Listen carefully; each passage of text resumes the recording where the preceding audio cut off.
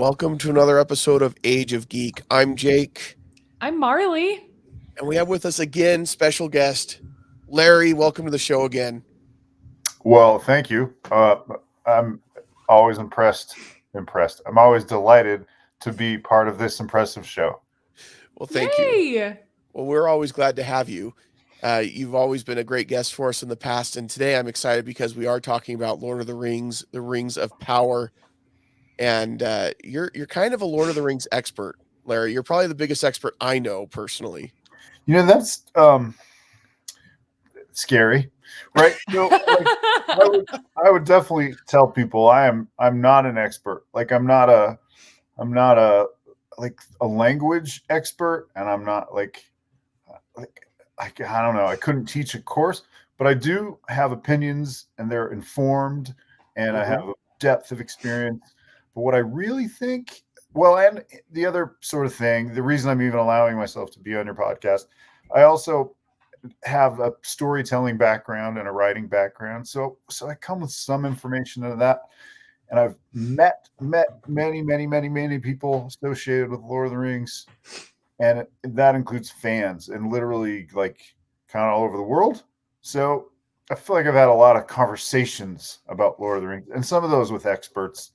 So I've rubbed shoulders with those people, with genuine experts, right? So some of that rubbed off. Well, whether or not an expert, I at least can say you're. I don't know that there's anybody more passionate that I know about Lord of the Rings than you. Well, and I hope I'm reasonably informed as well. Yeah, you are. More than us. In the conversations that I've, and informed, but also like very respectful. A lot of times in fandoms now, people who feel like they're very well informed kind of look their noses down at people who aren't. And I've never gotten that impression with you, Larry. Not even once. Well, thank you, first of all. And if I ever gave that impression to you or anyone, I'm just a big believer. Like fandom of any kind, Age of Geek or whatever, it should improve lives, not detract from them. And it should improve like dialogue and friendships, not detract from them. Or else we're doing it wrong. It should be a positive every time. Yeah, I agree. Fandom should be welcoming and open to anybody that's interested, regardless of what they've read or haven't read or seen and haven't seen. And yeah, if you enjoy something, you're part of that fandom, no problem. So you do have very cool Tolkien stuff behind your head up there, Jake. I do. These are my Lord of the Rings posters. They're very cool. Well, thank you. We found them on Etsy, so I don't know how legit they are. That makes me nervous, but they're nice looking, and I like them. We've got over here on this side, you can't see, we've got a wall of smallish movie posters, and I wanted the Lord of the Rings posters up there, and I found these on Etsy, and then realized they're not like the movie posters at all, and so then we had to get the actual movie posters, and I just got to hang these up in my office space instead. So I love it. It was a happy turn of events. So can I make? Sorry, Marlee, you keep talking. Oh, I was just gonna say. I mean, I've got my trusty sword right here behind me, and that's the sword of Elendil right there. So it's very cool. It's also very fake. So there's that. So you don't have the actual one? It's not a real sword. No. Dang. It looks really nice. Yeah. I mean, it's heavy, but it's duller than a letter opener. So it's probably for the best, though, right? Yeah, but it's not as fun. I mean, if you need it, if you get in a situation where you need a sword, I feel like I have some better things lying around, so maybe it's not the best thing. It just sits there, just to look awesome. Yes, that's awesome. It's not as fun. Well, Rings of Power is why. Oh, we should talk first, Larry. You've got a new podcast coming out. You should probably tell people about that so they can go find it and listen to it. Because I'm excited for when it comes out. Well, so thank you. I will try to be brief, but yeah, the podcast is called Earth Musings, and it is certainly I have some interest in Middle Earth, but really, I mean some, sure, but what I kind of am. the other thing, I'm not maybe an expert, but I might be a Tolkien journalist, like legit Tolkien journalist. Yeah. And so there's many conversations to be had about Middle Earth, authors and painters and writers and sculptors and special effects guys and actors and musicians. And I just want to talk to all those people and have talked to lots of those people. A lot of my recordings are in the can, but I'm trying to get new interviews with people. But like I have a Peter Jackson interview that's sitting on a shelf that no one's ever heard before. What? A good hour long in his tent on the set of The Hobbit, in fact. What? So, that's amazing. Yeah. That'll be on the podcast. And Ian McKellen as well. So those are just just Ian McKellen, no big deal. And then, you mean Sir Ian McKellen? That's the guy. And then since we're talking about sirs, I have interviewed and recorded and have ready to go Sir Richard Taylor. I don't know if you guys know who Richard Taylor is. He is the head of Weta Workshop in New Zealand. Oh, yeah.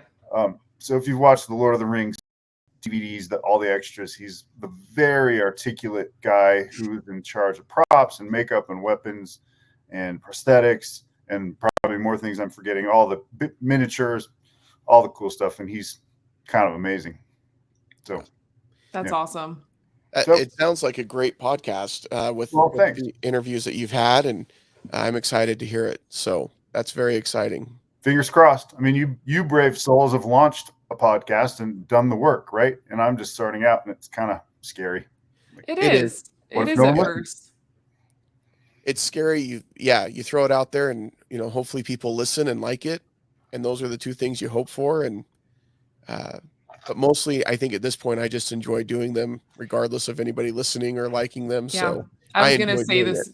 Yeah, I was gonna say the same thing. I'm like, I love doing it, and I love talking to my friends and new friends about things that I love and passionate about, and that's all I need. Well, that's certainly good wisdom to pass on to a beginner such as myself. So I will take that to heart for sure. Yeah, just enjoy it. It's hard to not want, legions of people to listen to your stuff. Oh, of course. For sure. And there's definitely those moments where somebody says, "Oh, I've listened to your show," and you're like, "Really? I don't know who you are. You're not family or friends." So that's kind of cool. So that's very cool. That's a fun thing. Well, we're going to talk about the Rings of Power, and this has been kind of a big deal, right? I mean, Amazon bought the rights to this from the Tolkien estate, and what they bought is a small chunk of Tolkien's work. Yeah. Like magic, I pulled out my Return of the King book. Well, I've got mine just behind here, so I'm ready to go. Do I need mine? No. It's on the other side of the room. But it's over there. But yeah, it's over there. Like I don't think people get this, Jake. And you just said something magic, so I hope I don't derail your podcast anymore. No. So this is one book of 3, right? This is one of a 3-book set. So probably this fat, right? This part right here is the appendices in the back of the Return of the King. Right. Yes. And a lot of this is genealogy and how to speak Elvish and not interesting for a TV show. Runes, that's not a TV. That's this part. It's not a TV show right there. Right. So, and the other part, the rest of the book, this part and the other 2 volumes, we've already seen in movies. So this is what they're really adapting. And people believe incorrectly that they have the rights to the Silmarillion. And they do not. I heard that. Yeah, I did hear that. So this is what the family sold, this part. Well, they sold the whole 3 books, right? But that's all old news. This is the part that really is a $250 million TV show. That's insane.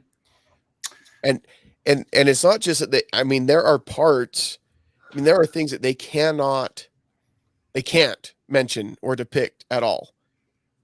Yep. I think there's a pretty good relationship between the estate. I know there is a pretty good relationship between the estate and the show. Mm-hmm. And they have had permission to do and borrow some things. So when the maps were released a couple of years ago, for sure, there were names on that map that are not in that portion of the book. Right. Right. And there's some little things in the show that are definitely are from the Silmarillion, but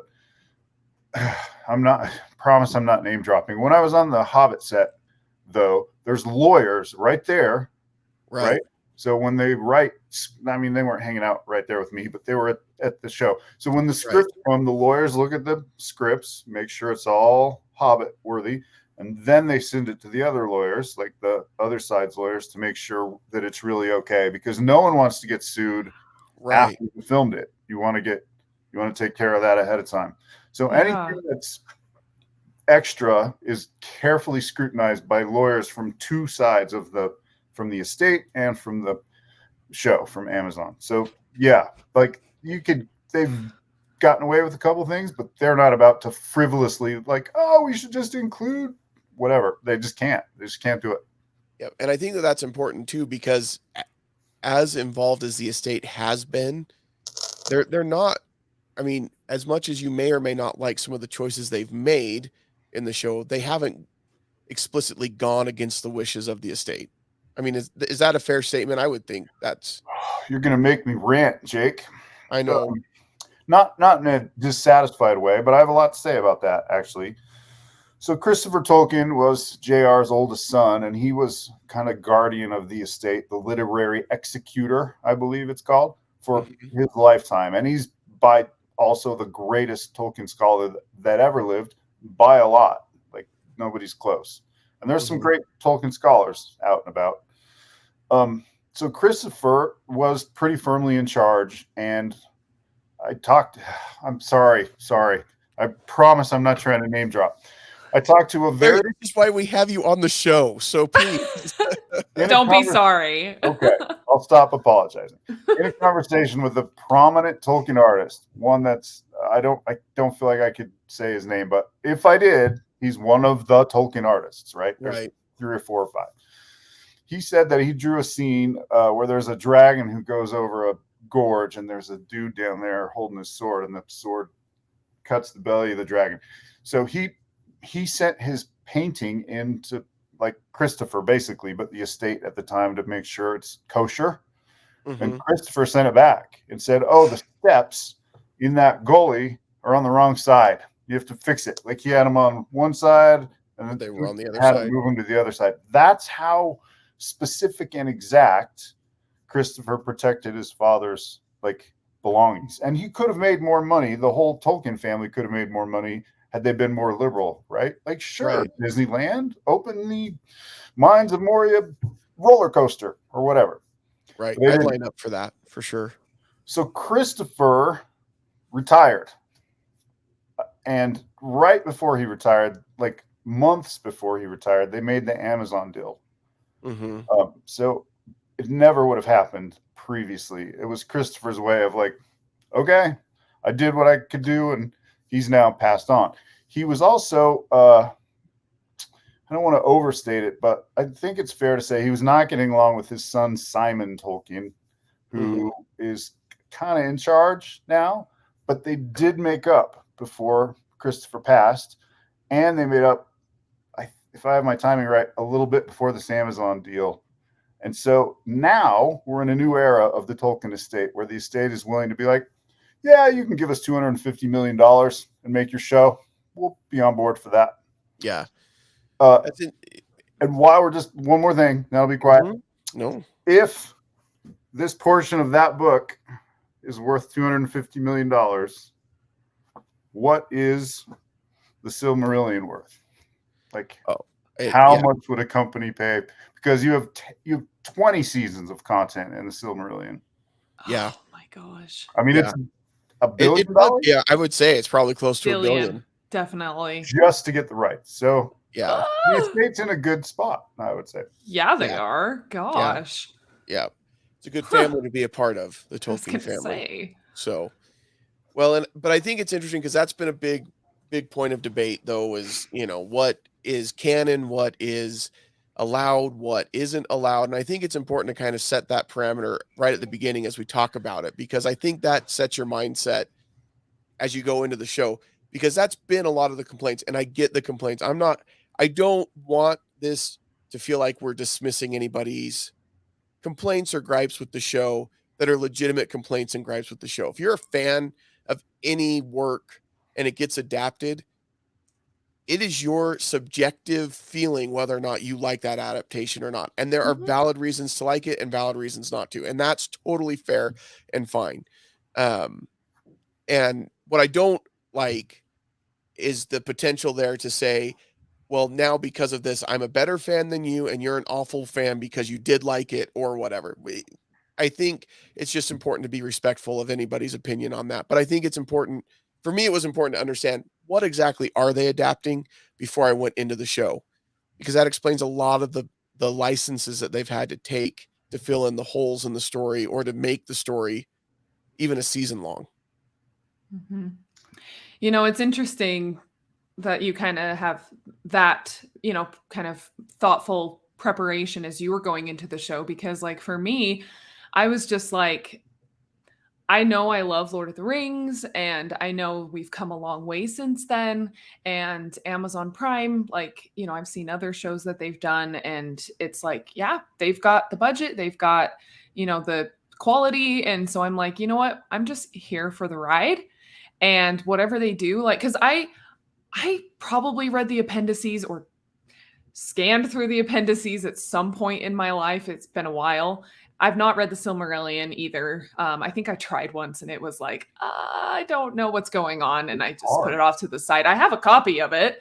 It's really hard. But, Yeah, you know, yeah, for sure. And so I just was like, you know, I don't know where they're going to go with this show.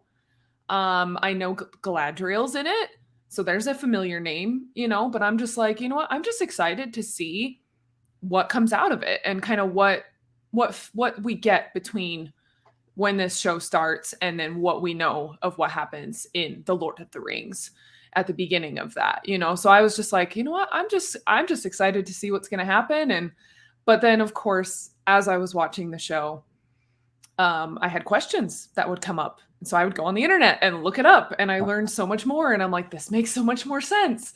And so that's when I, you know, kind of dived deeper too into finding out that that the rights was only like the appendices and like some other small little things, you know. And so I'm like, that's makes so much more sense as to why the producers made certain decisions, even about some characters. You know, like I'm sure we'll go into it, but like Halbrand, for example. Yeah. Well, the show's even called The Lord of the Rings. And the reason it's called that is that's where it came from. Mm-hmm. It came from the Lord of the Rings series. Yeah. The Lord of the Rings. Yeah. Yep. Mm-hmm. Go ahead, Larry. Well, I think I know. I think you guys just explained. So both of you generally liked the show, it sounds like. You're both like, cool. I loved it. I'll be honest. Like, even like from the beginning, I know some people, and including my husband, he was very like, okay, like this show, I'm not sure where this is going. Production wise, everything looks pretty and it looks cool, but I'm like, no, this is great, you know. And I'm just like, I loved it from beginning to end, I'll be honest. So I enjoyed it overall, but there are definitely parts of it where they made some interesting choices that I'm not sure I like yet. There's one that until we get the full revelation, I'm not sure what I'm going to think of it. And we'll talk about that one. But I know exactly what you're talking about, Jake. So just in some conversations we've had off air. Yeah, I think that there's a lot that they got right, but I can also see some things like so help me, if Galadriel's husband Celeborn is dead or anything that's not alive, like that's just not right. Like he's got to be around. Like where is he? Well, she doesn't know. He's either dead or lost somewhere. Because like we see, and she doesn't seem bothered by it. That is what bothered me the most. Is it was like, yeah, she casually mentioned it, didn't she? Yeah. And I forgot about that. Like I thought that was still to come because, you know, in is it the Fellowship of the Ring when we meet them in Lothlorien? Yes. Yeah. And they're there, and you're just like, so I know this is a thing, but then in Rings of Power, you're like, why did she so casually mention Celeborn? Yeah. Celeborn. Celebrimbor's the other guy. Yes. Names. I mean, he's this guy for people who don't remember. Where is Gandalf? For Yeah. I much desire to speak with him. He's that kind of weird guy in Fellowship. Yeah. Yes, Celeborn. Yes. Not my favorite depiction of him in Fellowship of the Ring anyway.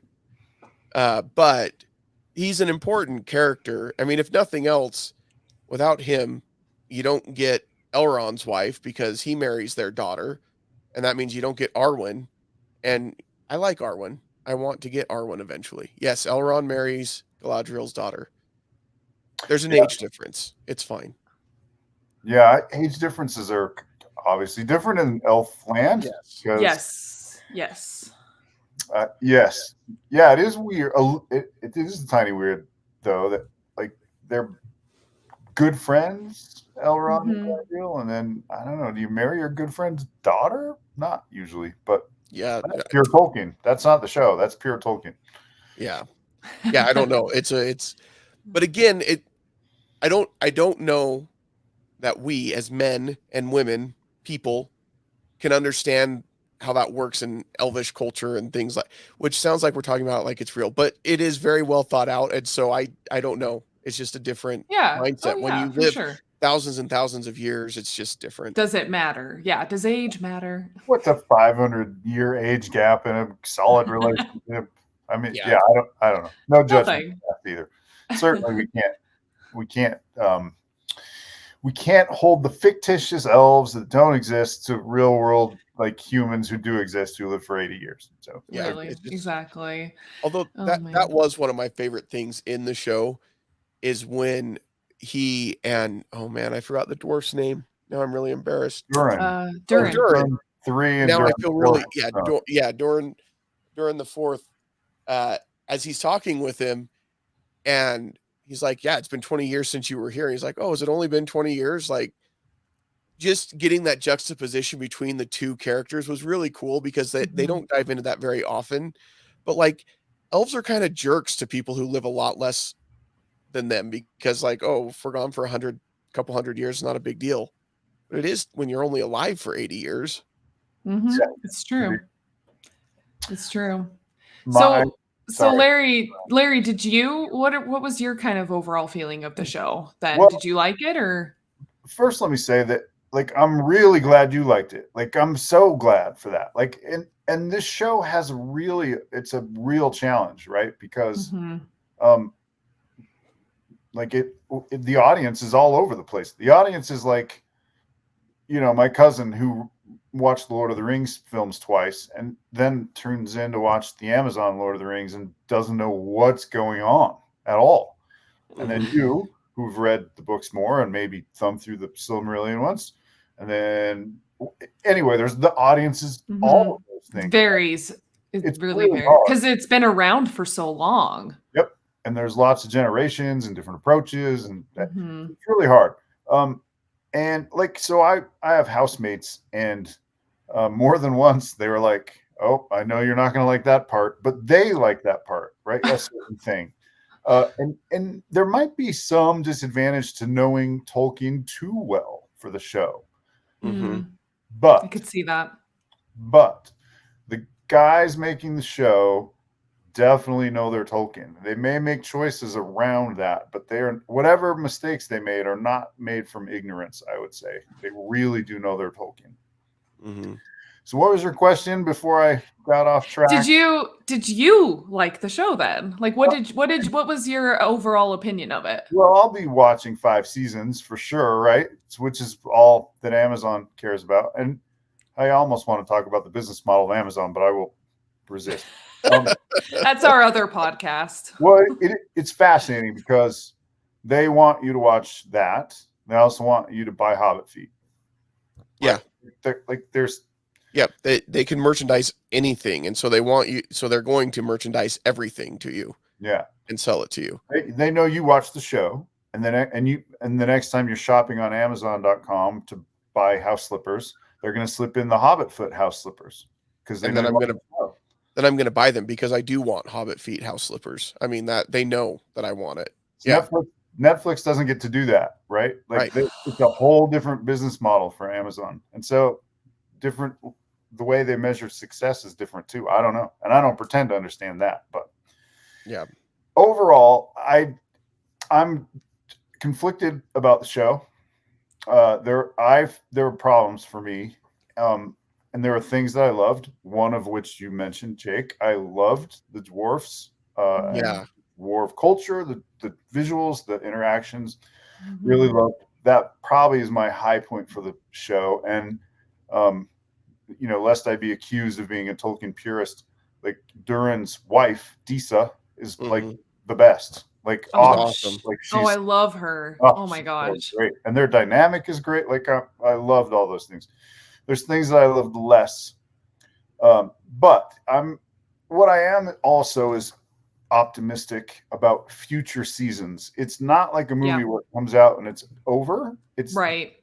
And I hope if the three of us, wish this were true, were given $500 million and told to make a Tolkien adaptation, we'd get better at it as we did it more, right? Oh, Right. for sure. Our For season 2 would sure. be better than our season 1. And I think I'm confident that will happen with this show. And I'm obviously they're super aware of the criticism that's coming their way. And they know some of it's toxic, and they probably know that, like, oh, some of this criticism's pretty fair. Hmm. Hmm. So I have some storytelling issues, and if you want me to get into it, I can. But there's a couple of things that are really big problems for me. Hmm. But I watched it, and I'll watch it again, and Yeah. I love that people love it, and I don't want to like spoil that for anyone. Like Yeah. Of I'm excited, course. like that's cool, and I wish I loved it more. And the reason I'm passionate, right, which is what they want. Right. So I'm surely not dispassionate and like, oh, I don't care. I do care. So Hmm. that's good. I'm I invested. think that's fair. Yeah. I like that. That's very fair. Well, one of the things that I love, you mentioned this at the very beginning, Marley. You said that as you watched it, you went out looking for answers and you started digging deeper into Tolkien. And for me, any series or show that can get you into something that I love even more and even deeper, like I'm all on board with that. If it sparks you to say, I want to know more about whatever, and you go out and you research that, like that's awesome. And I think that that is a great thing. Can So, I tell you one of the things I had to look up, and then it sure. was on my mind seriously for the next like 24 hours. I had to know what the difference was between orcs and Uruks or Urukai. Okay. So I did like this full on like dive about it, cuz like my husband had like asked me. He's like, "Well, where's those guys look like Urukai. They look like, and he was just kind of pointing things out, and I'm like, "But they're different sort of." And so I'm like, I'm going to look this up. And so it was kind of fun to like research it, and like the whole next day I was just like, someone else had mentioned like Rings of Power, and I'm like, did you know? So it was just kind of like fun to just carry on the conversation and share what I learned.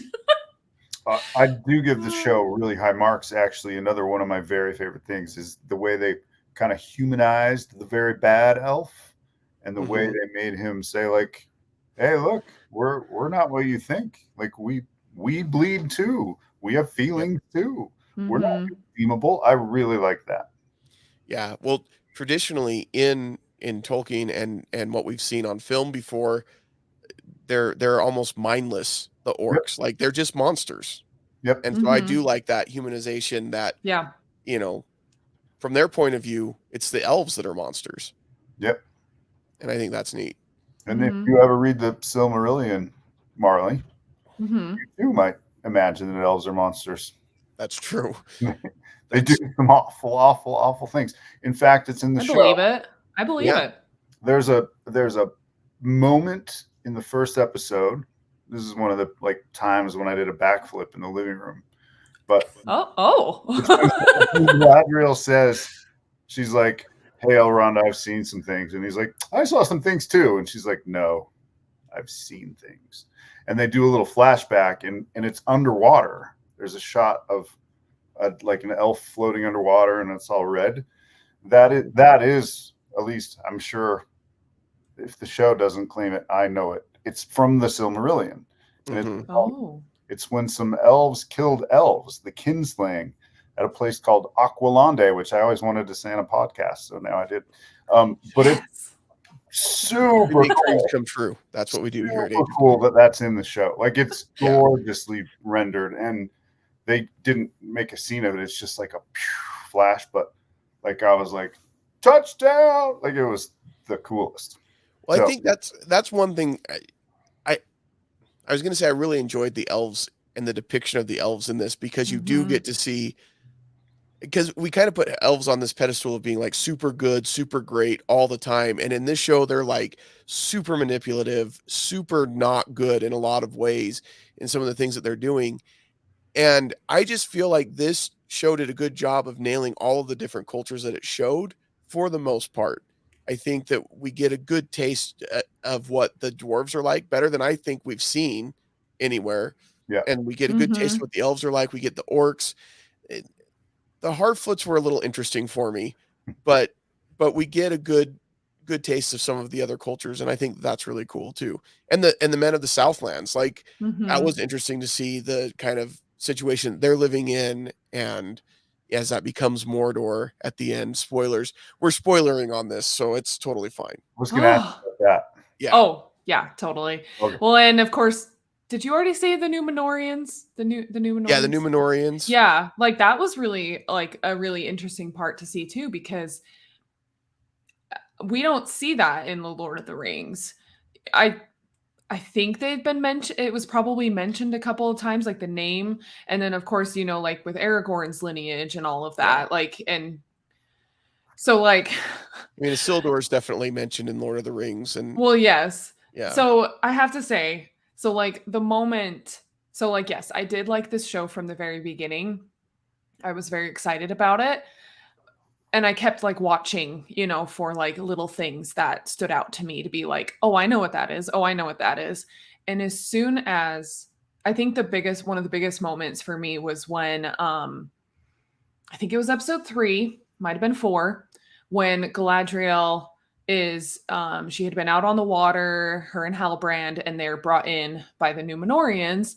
And I don't know if it's at that point, but at some point, the captain of the ship, he's like, "Oh, I'm Elendil," and I'm like, "I know that name. Oh my gosh!" And so, like, that was that moment that I'm like, I think I know kind of what's going to happen in this show now. Like, I understand kind of better what's going to happen here. And his son is Isildur, and I had to like stop and explain it because I was like, "You don't understand. Like, that guy is so important." And so I had to like nerd out a little bit, and it was just like a really fun moment to hear those names, you know, just to hear anything that was familiar. So kind of like you, Larry, I did a backflip in my living room. I was really excited when they mentioned Isildur, and then we got to know him in the series, and I was less excited. Right? It wasn't just me. I know that he gets a bad rap, and rightfully so, for not destroying the ring, right? But he was a really good king. He was a really good, noble And a individual. warrior. Like, and I'm just not seeing it yet with this guy. He's got a lot of growing up to do before he gets there. Well, first they got to find him. Yeah, he's not dead. They'll find him. No body, no dead. You know he's not dead. Like nobody, yeah. Nobody, no dead. Well, plus that'd be worse than Celeborn being dead. He's literally in the prologue of the Lord of the Rings movie. So deep spoilers. It's Isildur, Elendil. I'm forgetting some people. Oh, it's Elrond. And anyway, those guys like beat Sauron. Yeah. Like in the show, in the movies, it's sort of like lucky. Like, oh, he luckily just cut his fingers off. No, man. Those guys, the most powerful people in Middle Earth, were like, we're going to take on Sauron. And they do. And they hold him down and cut the ring off his hand. I mean, that's how, I know we don't swear on this podcast. I don't know I'm trying to think of a different word. They're badass, man. Those guys you can say badass. That one's fine. Jake said it. It's a big badass dude. And anyway, those guys are cool. So yes, Jake, he has to be like one of the greatest humans walking planet Earth, or Middle Earth. I mean, that's what he has to be. So, and I just have a hard time picturing that from a kid who's like shirking his responsibilities and like constantly like whining. Yeah. And I get it. I mean, Luke was also a whiner and he turned out okay, but come on. They kicked him. They also kicked him out of the Naval Academy and then into the Navy. And I was like, what? That doesn't make any sense. But to clean up after the horses. I know, but yeah. His was probably the character that I had the hardest time with, honestly. I can see that actually. Yeah. I know there's been a lot of people that have not liked a lot of Galadriel's story, but I don't have a huge problem with it. I think that there are some things, but I don't have a huge problem with hers. Yeah, I thought she was fantastic. And that actress, she did such a good job. I thought it was super fascinating to actually learn some history of Galadriel, because all you know in the Fellowship of the Ring is she's some just beautiful, long blonde, beautiful hair in the white dress, and she's an elf, and she's obviously in charge, and you're just like, and she basically, gives gifts to all the Fellowship and helps them along their way. And that's like all you really know about her. Except for, of course, that tiny glimpse when Frodo's like, you should take the ring. And she's like, me? That whole, you guys know the scene I'm talking about. Yeah. But which, in that finale of Rings of Power, did some of that sound familiar to you guys when she was talking to, who? We can say it was Sauron. Like, if we're spoiling it, like that's the biggest spoiler in the series, right? So far, is that Halbrand was Sauron. Yeah. But that whole scene, like they're back and forth, man. I'm sorry if I'm like jumping ahead and I'm all over the place in this show, but there was just so many good, like a lot of just really big moments for me, and so like that conversation between them, and like it just sounded so familiar because we've heard her say it before. So Larry, I know when we talked at FanX, you mentioned the Mithril as an issue that you had with the series. Oh, I don't tell think us that resolved about that. itself. So, oh boy, I'll try to give you the really short version. Let's hear it. There's some of my big problems with the show. I can practically hear the writers' room saying, we have to add more drama to certain scenes. And and I feel like it's, by the way, there's really good writers on the show, people I respect.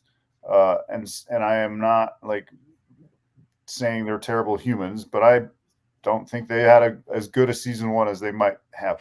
And by the way, people are always, well, who could have done it better? And I'm like, me, I could have done it better. Pick me. And in this case, I think that's absolutely true, Larry. I think you could have done it better. Yeah. I do. Call Larry. I do love Numenor, by the way. Like if I was king, like that would be the center of the show. And I said it's beautiful. So I was delighted that it looks amazing and feels. And now I've forgotten the question that you asked me, Jake. Oh, about the Mithril. It didn't resolve itself. So some of this has been resolved, a tiny bit of it, because first of all, Sauron's a shapeshifter, right? Mm-hmm. And he's not really beholden to a body. So I hated episode 2, especially if that wasn't Sauron on the raft, because it sure was convenient that a sea monster came along and killed everyone except Galadriel and Sauron. Mm-hmm. Right? But since it's Sauron, now it can be okay. Yeah. Like, I see. Like all that. Oh, isn't it convenient that there was just a raft in the middle? Well, yeah, because he's a Maiar and he got it there and he did what he needed to do to get what he needed done. So I'm kind of okay with that. So with that sort of framework in mind, the Mithril's really cool in Middle Earth, and it's only found in Khazad-dûm, just like the show says it is. But it has absolutely zero to do with like saving the elves or something. I find that so hokey. Like it's like really cool silver. It's not magic. And not only that, but Celebrimbor, who, if you don't know Marlee or the audience doesn't know, he's the guy. Celebrimbor is the greatest elven smith that ever lived. He's the guy that helped make all the rings. All the rings. Yeah. I look from research. I gathered all of that. Yeah. So nerd part of me is like, Celebrimbor, yeah. And then analytical part of me is like, why is Celebrimbor such a punk? Like, he has no honor. He lies to Elrond. He sends Elrond to lie to dwarves. He doesn't care about any of that. And the show is trying to justify it because he thinks the elves are all going to die. then I'm saying, well, then why is he so dumb? Because he knows that's not true. And Mithril is not a cure for that and shouldn't have been. So interesting. I mean, it's the show saying we've got to raise the stakes. We've got to make Elrond even more motivated to get Mithril. Well, like it just because it's the coolest metal on Earth would be a good enough reason. It doesn't have to save the elves. And the elves shouldn't be like, our trees are dying. We only have till spring and we're dead. Like, these are ancient. Like, this is the second age. They're not about, they don't need anything by next spring. So that felt very false to me. And then they just kind of let it go, too. Like, they didn't really follow through. They were just like, oh, we're done with that moment of elevation of the show. So we'll just move on. And I guess that is true. Basically, it became a device at that point to get that small piece into Elrond's hand so he could get it to Celebrimbor so that they could use it to make the rings. Like, that's what that whole story became by the end of season 1. And if they don't revisit it, that's it's a shame. So the revisit part, that's what I'm saying. So the raft for me was super stupid, right? Unless that's Sauron, and it's Sauron, right? Yeah, and not big that Galadriel decided to dive in the ocean and swim across the ocean. Like, I'm still like, yeah, that part was definitely jarring and weird. And yeah, I'm just like, how far away is she from any place? Like, right? And I'm sure somehow, she's an swimmer. Yeah, it's like somehow they needed to get them together and then to Numenor. But yeah, I can forgive a lot, so I'm fine. So now we've seen Gil-galad or Gil-galad. I always say it wrong. It's Gil-galad and Celebrimbor be really stupid and really without honor and contrived. And this is how they can save that. In season 2, we might find out that shape-shifting Sauron has been in their ear saying, hey, Gil-galad, the elves are dying. Look at these trees. We're all going to die. And so if there's an evil influence behind some of the things they did, then I'm much more willing to be like, okay. And I think Gil-galad might do that. I think that's the direction they're going to go, because in the finale, when Celebrimbor is talking about, we've got to make these rings because we've got to have this power, and the way he's describing it, and Elrond's like, these aren't your words. And it came from the influence of talking to Sauron, who was then Helbrand. And so I'm hoping that's foreshadowing of something that's going to come, and we're going to find out how much, because Sauron really, in what we know from the lore, Sauron was really driving the making of the rings and really behind a lot of that. And so now we get to see that play out. And so I'm hoping the same thing. Like, they do make some really dumb decisions, and I'm hoping that it comes out that they were all of them deceived, if you will. Right. Well, right. And so a tangent, but pretty related tangent, is the 3 rings should have been made last. And in secret from Sauron completely. Yeah. And maybe they were, and we might learn more about that in season 2 also, because maybe they didn't have time to show us. But at this point, we know the 3rd ring was made in secret because it seems, knew of the 2 rings that they were going to make, and they decided we need to make 3 so that there's balance. Oh, that is true. Yeah. So there could be at least some mystery still there. I hope we see some flashbacks. We find out that Sauron, because he can change shape, he could be anyone, has been influencing those 2 guys. And but I don't know. I mean, can we talk about that reveal though? So I don't know about you guys. Maybe I'm just the one that, I probably know the least than you guys, but I did not have Halbrand pegged to Sauron. Oh. Especially because in the last episode when the cultists, I don't know what their term is, but the creepy people who were trying to find the stranger with the Harfoots, when they were like, oh, you're Sauron. And I'm like, that makes sense. Like, it totally is like, yes, oh, wow. He is. He totally. Oh, wow. And then they like switch it and they're like, oh, wait, no, you're the other one. Yeah. So, but they don't ever say name. Yeah. And then you're like kind of left thinking, wait a second. And my sister of all people guessed it. Yeah. She like, even when the episode like first started, and like before we even started watching the finale, she's like, you know what? Halbrand is kind of shady. I think there's something more to him. And then as it got more and more and we found out, and she's like, I'm still not buying it. And then as we go on, and she's like, I like fell off the couch. Like I was like, how were you right? Like what? So Marlee, you and I went on a very different journey in that finale. Very, very different. So I suspected Hellbrand basically from the time he pulled her up on the raft. Like that was when I was like, I think he might be Sauron. Interesting. To be What? fair, at this point, anybody that showed up that I didn't know who they were, I'm like, that could be Sauron. And I so didn't was know looking, who Halbrand was though, so that was my thing. Well, he's no one. he's in no jail. one. And I that's guess, the yeah, thing that's is true. he was a prominent character that came out of nowhere, and I'm like, he could. And as the story went on and he became more and more prominent, I'm like, he's definitely Sauron in my mind. And the stranger, the minute he showed up, I was like, oh, that's one of the wizards. Oh yeah, no, I think they all made And I know you everybody believe went that. Gandalf, and if it's Gandalf, I'm not going to be happy, but I think it probably is going to be. Jake is 100% Gandalf. Like Did you hear him talk at the end? you can whatever. I'm still holding out hope, okay? Because if it were me, and it's not, but if it were me, I was going to say, we want to include the wizards, and we don't want to draw on anything else. Go with the blue wizards that we only know their names, and that's it. And then it's really easy because nobody can say you did it wrong. I totally if agree it's Gandalf, with you. he's there too early. I totally agree with you. Because like because even in the beginning when he first like crash landed, you're kind of like, Gandalf? Yeah. No.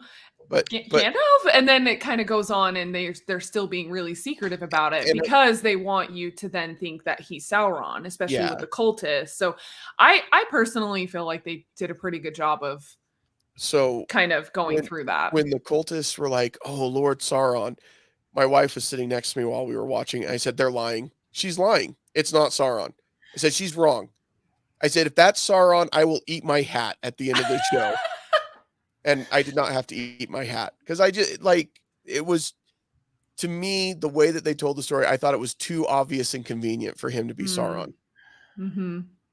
Admittedly, the second they accused him of Sauron, I 100% knew it was Halbrand. Like that was like, okay, that settles You're like, well, it's not him, so yeah. It was that kind of your journey. Yeah, and I'm actually glad to hear it was effective for you, Marlee. I'm like really am. And I, in fairness, I think you represent the audience better than I do, right? Like loves Tolkien, but maybe hasn't like delved into stuff. Little. If I were in charge, I would have those reveals in like episode, was it just 8? Mm-hmm. Yeah, that's legit, man. We should have had 10. I think we get 10 and 12 down the road. I think so too. But I would not have based the season like hanging on those reveals. I just wouldn't have. I would have let the audience in early and be like, that's Sauron. And I would have had Sauron speaking poison into people's ears right in front of our faces. Ooh. And I would have had like 10 characters be Sauron because he's a shape changer.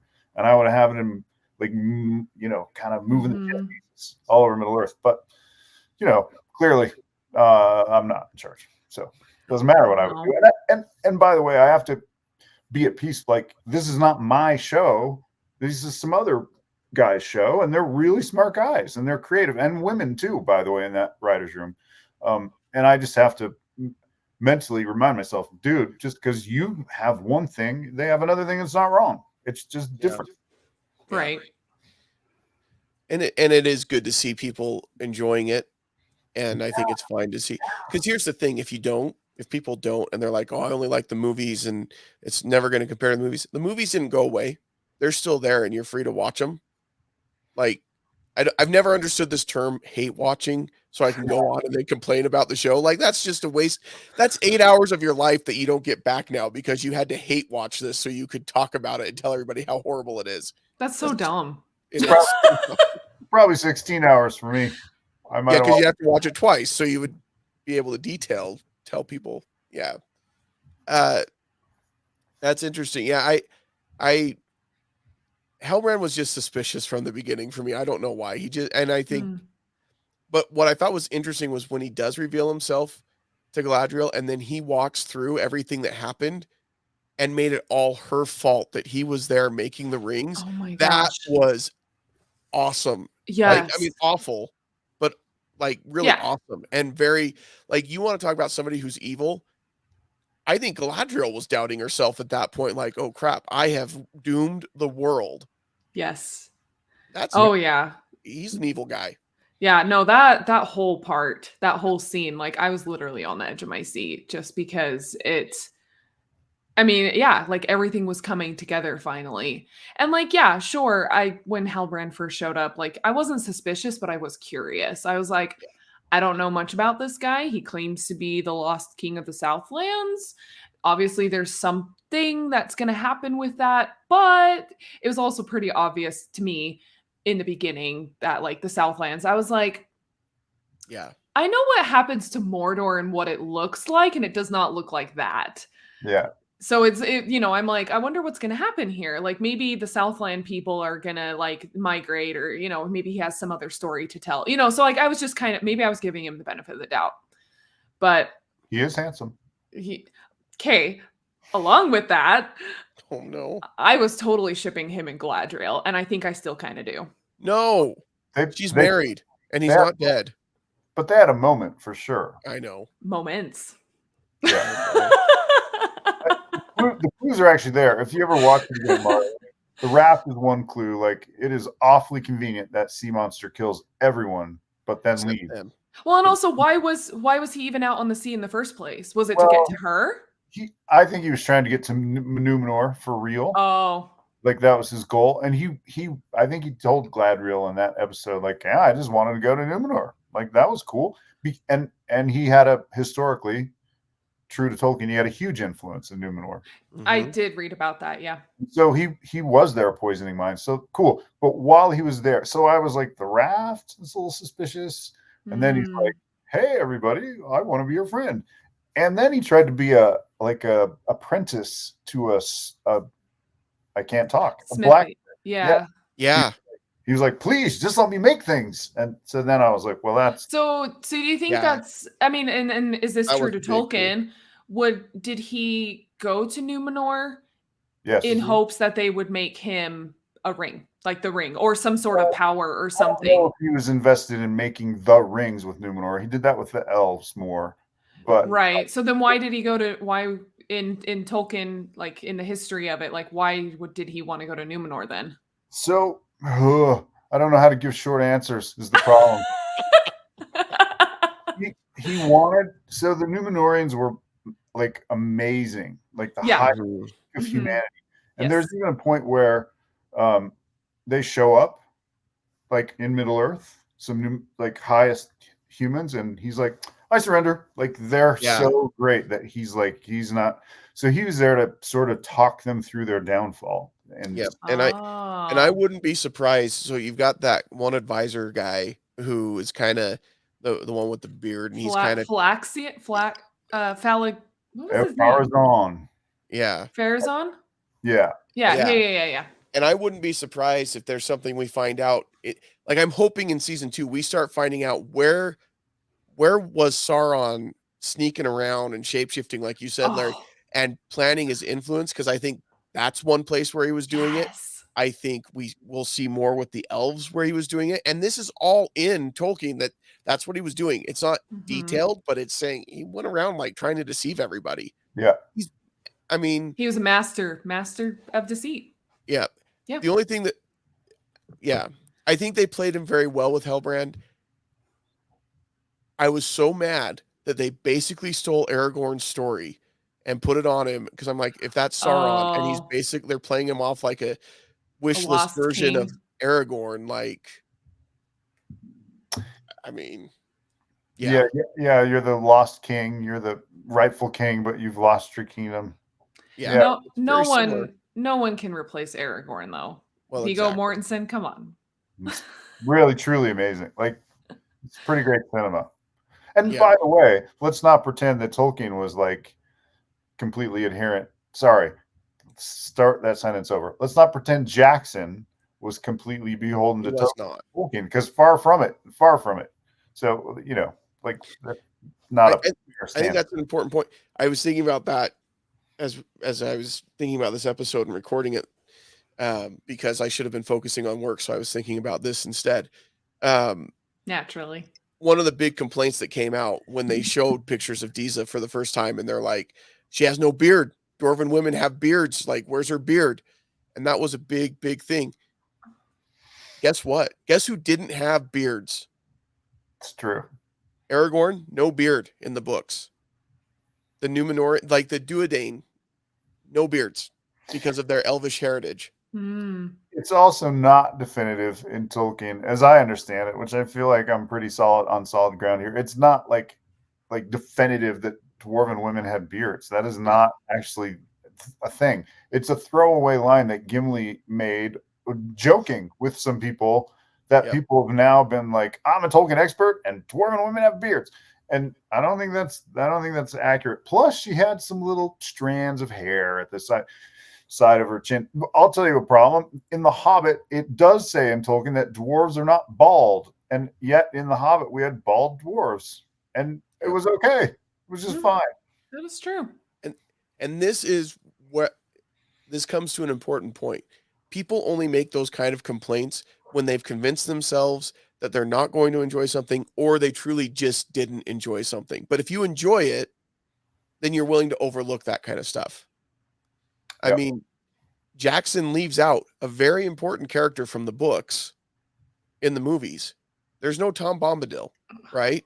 Now, I think that's... Is that a bad thing? Is that a good thing? I don't think so. I think for the movies, that plays very well. I think it's the right thing, and I think he made the right call. However, I mean, he's a pretty prominent character in Middle-earth. Like, he's not nobody, And so, but Jackson left him out and made that call. And that doesn't bother people who love the movies.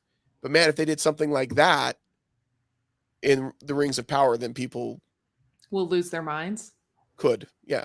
I would have left him out also. And yes, I think it was the right thing. I had some hope that the stranger might end up being Bombadil, although Bombadil is much, much, much older. Yeah. But I thought it would have been fun to have him be a Tom Bombadil. That was also a theory that I was bouncing around as well. But he wouldn't be important. Even to the hobbits, he's an incidental side quest. He's not really. But it would be fun. Also, the Harfoots aren't important, so they're still in the show. So Yeah. I don't. They're a whole race that's just a device to get to the stranger. Like, that's all they are. And maybe Nori has a bigger role to play in going forward. We'll see.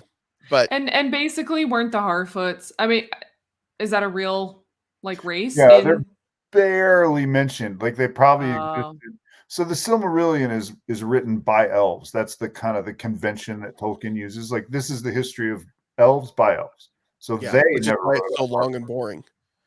Yeah.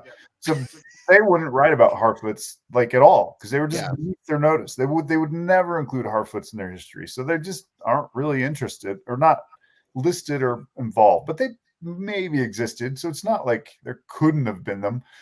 But I know 100% for sure that wandering nomadic people who are hunters and gatherers don't have highly crafted tea kettles in their possession. That made no sense whatsoever. It's true. Some of their furnishings is like, wait a second, where did they get that? Why do they have that? Very weird choices. Yeah. I thought the Harfoots were definitely interesting, and I guess in my mind, I just to have everything make sense, I kind of just viewed them as, I guess, a primitive version of the hobbits. That's like their ancestors. Like, essentially, they, obviously we know that they're nomads, they're traveling around, and then eventually they settle in the Shire. And because especially with some of the names, like Brandyfoot, that's a hobbit name that we all know. Yeah.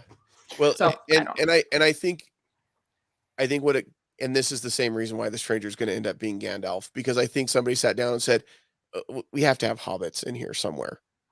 Well, they don't really play a role in. No, we have to have hobbits in here somewhere. Well, I guess we've got these Harfoots that perfect, because we got to have hobbits in here, and I think See that. that's where it comes from, and which is fine. But I agree that the tea kettles and the furnishings and things like that, it was almost like instead of being primitive, they were more like hobbits that were now homeless and forced to wander around. Like they, because Mm, that's what a hobbit would do. Like your house is destroyed, you're going to grab everything you can that reminds you of the comforts of home and take it with you everywhere, and it's going to be super important to you. But like if you're nomadic, you're not going to have that stuff to begin with. So I have a question for Marlee, because amen, Jake. By the way, yeah. uh, Oh, for sure. so you watched with your sister, right?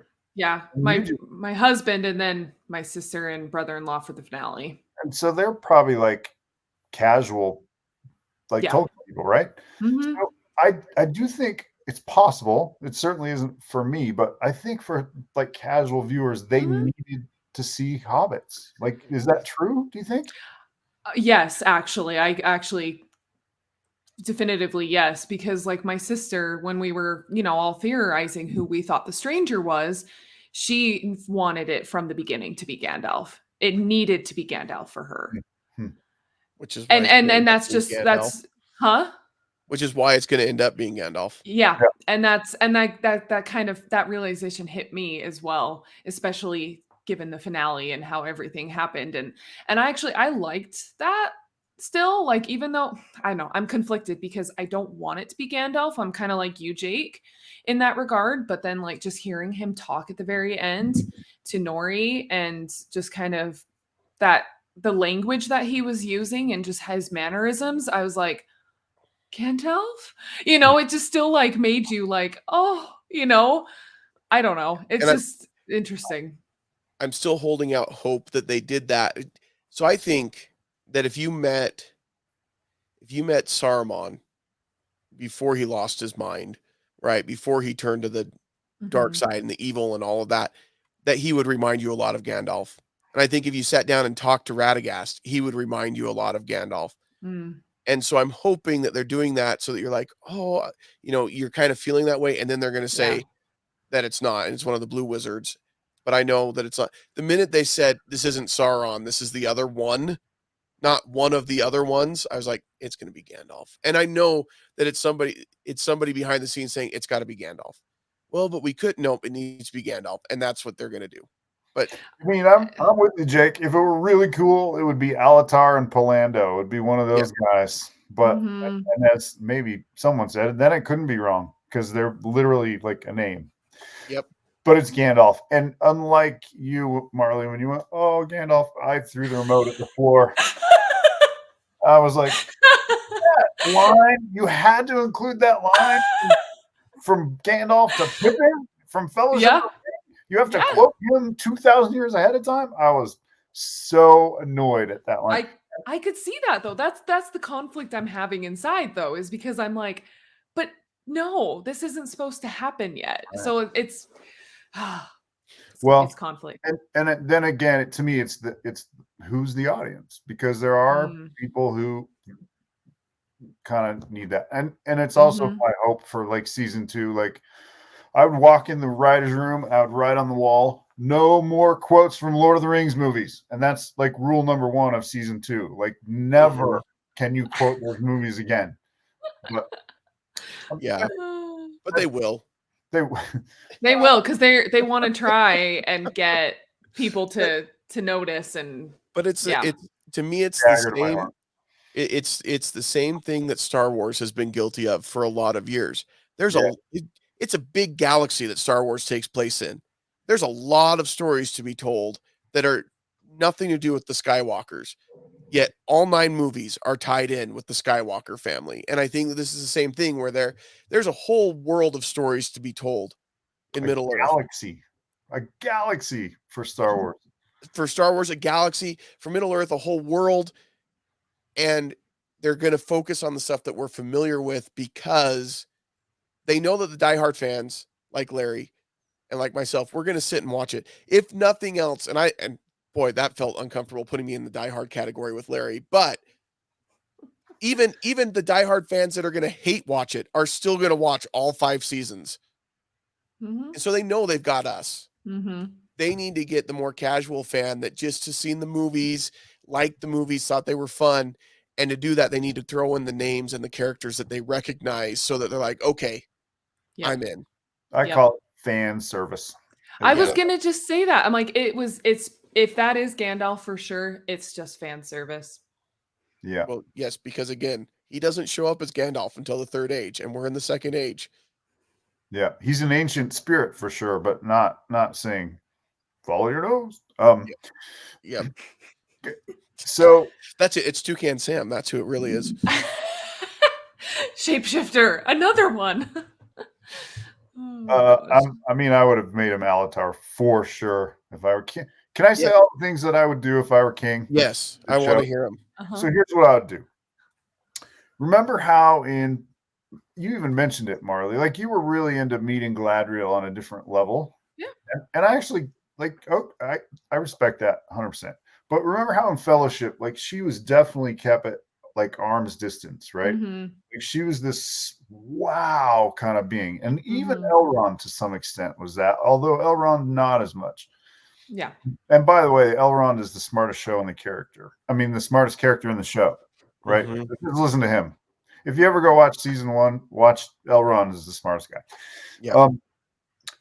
I would have focused just like they did Fellowship and Two Towers and Return of the King focused on humans or hobbits. Like that's the point of view of the story. Mm-hmm. And I would have done the same thing here. I would have focused on Numenor and humans' experience, and we would meet Galadriel, but she would be like, whoa, she's a 2,000-year-old elf. And I would get to know her better, but still at a distance. She is a great leader. It's cool that she's a good sword fighter, but I want to see her be a leader. Like the most respected humans in our world. Well, maybe not the most respected, but like political leaders, right? Like that's the leader.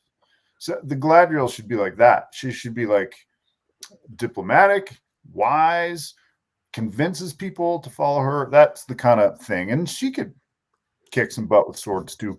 But I would have focused hard on Numenor. There would not be a Harfoot anywhere. Elves would be these magnificent creatures walking around that are like a little bit separated from the viewer. So like when we meet Celebrimbor, I want to see that dude doing some smith work. I want to be in awe of his elven smith work. And when I meet King Gil-galad, who I always call Gil-galad, it's really hard for me to break that habit. I want him to be like, one step away from deity, basically. Like he's one of the greatest elves that ever lived. And I want to be like, oh. And I didn't get that from him. No. He was a bumbling idiot. He was he was forgettable. And Celebrimbor, it's interesting. I still have a hard time picturing him smithing anything, even though we saw him smith a little bit but like he's just, yeah. He could be the actor who played Elrond. Like they could be like father and son. They look exactly the same. It's true. It is true. Yeah. There was a different Celebrimbor. This is a secret. And that's not really a secret, but they fired that actor. They had him in and filmed pilots and sent him away. Oh my. Yeah. So I don't know what didn't work. And I've heard, I actually have sources, friends, but my sources dried up about this time COVID started, but I had people in the production who were like, this is going to be the biggest disaster you've ever seen. And they shot those pilot episodes and then we're like, gosh, we got to do things differently. So they did. And COVID may have saved the series, right? It gave them time to work it. Interesting. I like to hear stuff like that. Like it's too bad that it was such a disaster to begin with, but at least once they viewed it, they said, maybe we need to do it differently. We need to go back and change it. Cause a lot of times they'll just be like, oh, it's good enough. Let's just throw it out there and we'll be fine. Here's your inside info, Age of Geek Media. Boy. There were people working on the show. It's not the showrunners, and I don't think it was the writers, but I think there were a bunch of sort of higher level people who were like, I'm going to make my career on Lord of the Rings TV series. And rather than being like, let's make the very best thing we could possibly make. And so they got sort of those pilots out, and there was a bunch of weird stuff with the production. Like they wouldn't tell the actors who they were going to be cast as, only that they were in the show, until they had a big reveal like on camera later, so they could put it in BTS land. Like they did some weird stuff, and it was militantly secret. Like not only can you not tell your mom, you can't even know. Like so weird kind of stuff. But it seems that got ironed out and the show got on course. Yeah. And that's why I'm also really optimistic that it's going to just get better. I hope it does.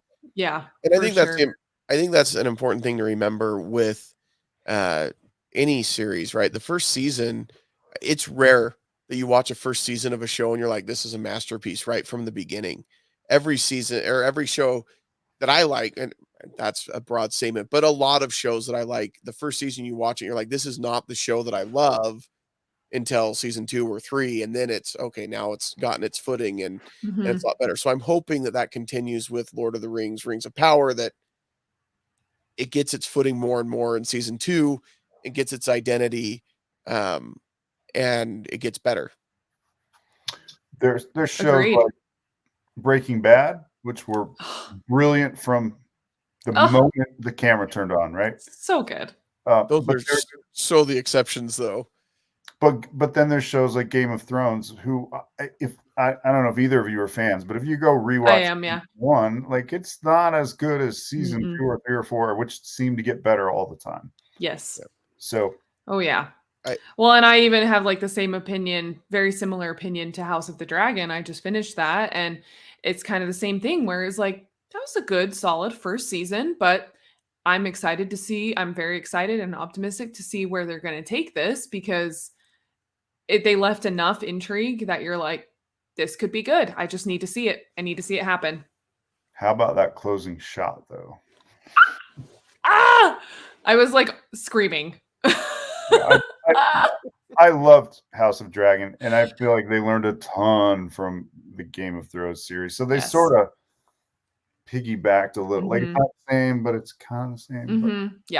But one thing I hate is people saying they're pitting. There's like this fake contest between Rings of Power and House of Dragon. Like there's no contest. You can like both of these, or you can dislike either one of them. It has nothing to do with the other one. They're two shows. Yeah. They are both fantasy, epic fantasy, you could even say, but they are both very different fantasy stories. Yes. Oh, completely. Tolkien is a very different writer than Martin was, and their worlds are very different. Oh yeah. And even watching them like side by side, episode by episode as they've been releasing, I've had no problems. It's totally fine. You can like both shows. It's fine. Can I ask a childbirth question? Sure. House of Dragon traumatized me so badly with childbirth, especially I don't know what to call it, the C-section one. It's maybe the worst thing I've ever seen on any show ever. It was rough.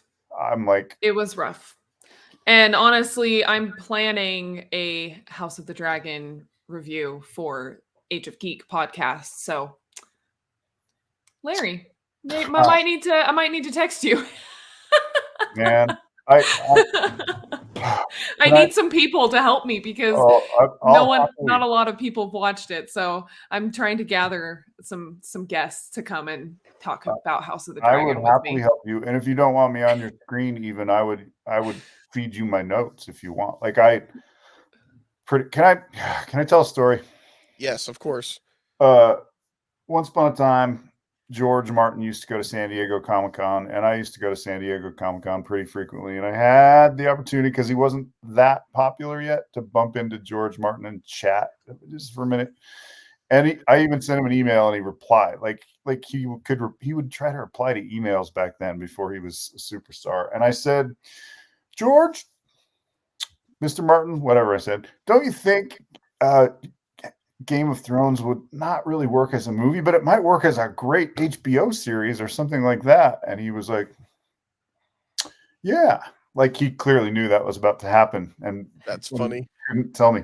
But he says, not to me, but he says, like, Tolkien, in Japanese paintings, Mount Fuji is in every painting, whether it's horses or a chariot or boat. Right. that's Tolkien for him. Like no matter what fantasy you write, Tolkien's like in the background in Mount Yep. Fuji. And so very much what he's writing is sort of like his reply to Tolkien because Yep. he looms that big in the fantasy universe. And so Yeah. part of his reason, like, I'm going to kill everybody, is because it's like, well, okay, you could bring Gandalf back, but I'm going to kill everybody. That's sort of his like response to that. But yes, like both of the shows. And we might live in like the richest fantasy, not might, we live in the richest fantasy television offering period ever.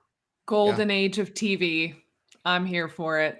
Well, golden age of TV and specifically fantasy. Like when you think about it, I mean, prior to Lord of the Rings, there wasn't a lot of high budget, high quality fantasy content out there. Are you dissing the 1999 Dungeons and Dragons movie, Jake? I absolutely am. And without hesitation, like no problem. It's so terrible. But Lord of the Rings was really the first time that studios, and that's what it really comes down to. A big studio has to see the value in it. And that was the first time that they said, there's enough value here to invest in it. And then they saw the returns and everybody said, now we got to go find our Lord of the Rings. And, without the success that Lord of the Rings was, there wouldn't be a Game of Thrones HBO series and there wouldn't be what we've got today. And so, yeah, I think comparing it to the Mount Fuji that's in every Japanese picture, like that is kind of where it belongs in a lot of ways, because fantasy books are the same way. Oh, it's so true. There's always that influence. Without a doubt, if no Peter Jackson, Lord of the Rings, probably no Harry Potter. Harry Potter, yeah. Right. And then, and when books were cool for a minute again. And then definitely no Game of Thrones on HBO. No chance. And if not Game of Thrones on HBO, probably not Rings of Power on Amazon. So all these things led, and now we have them all. Yep. And Wheel of Time is in there now, the Wheel of Time series on Amazon. I liked Wheel of Time. I'm on the record for the series. Thumbs up. Yeah. I'm there with you, and I've read the series. I've read the series. It's really great.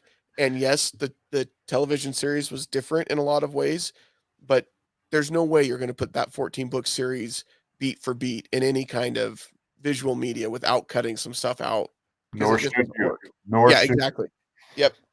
So, but anyway, well, there you go. There are our thoughts on Rings of Power. I know we have more, but we probably need to end at some point, right? Sorry, I talked so much. No, I talked a lot too. Jake this talked has been a lot of fun. I've been excited for this episode to talk and nerd out about this a little bit, just because I know a couple of people that have watched it. I mean, a lot of people watch it. I think it was successful, but I have different groups of friends that I can talk about stuff, and this has been a good conversation for me. So, you can find us anywhere, Age of Geek. We are ageofgeek.com. You can find us anywhere you listen to podcasts, and you can find our YouTube channel. Please subscribe to that. The more subscribers we have, well, the better it is for us and for you. What's that, Larry? I'll go subscribe right now. Yay, thanks. We're growing already. You can also join our Discord server. We have some great conversations that go on there, and we would love to have anybody there that's any kind of geek. We always say all geeks welcome on Age of Geek. Larry, where can they find your podcast when it drops? Oh, it's with KSL Podcasts, actually. So clearly not me, but the folks who launched like Cold, which just won an award for season 2 for like best podcast in the universe. Like seriously, it just won like the big award. But that's who I pitched the idea to, and they were like, okay. And so I'm like, okay, good. So that's KSL Podcasts, and it's called Middle Earth Musings, and like just days away. Like we're so close to being 2 episodes, and then Richard Taylor, like, yeah.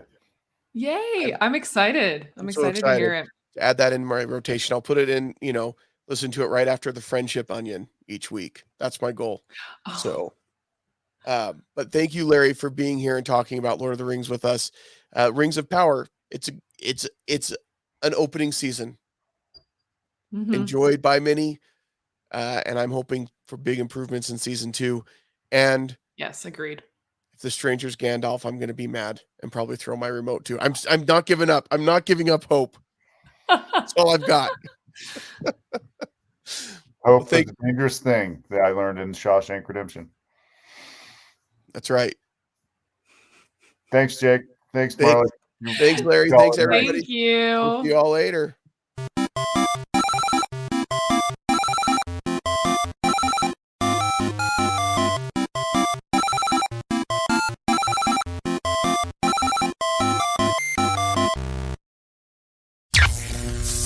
This has been an Age of Geek media production.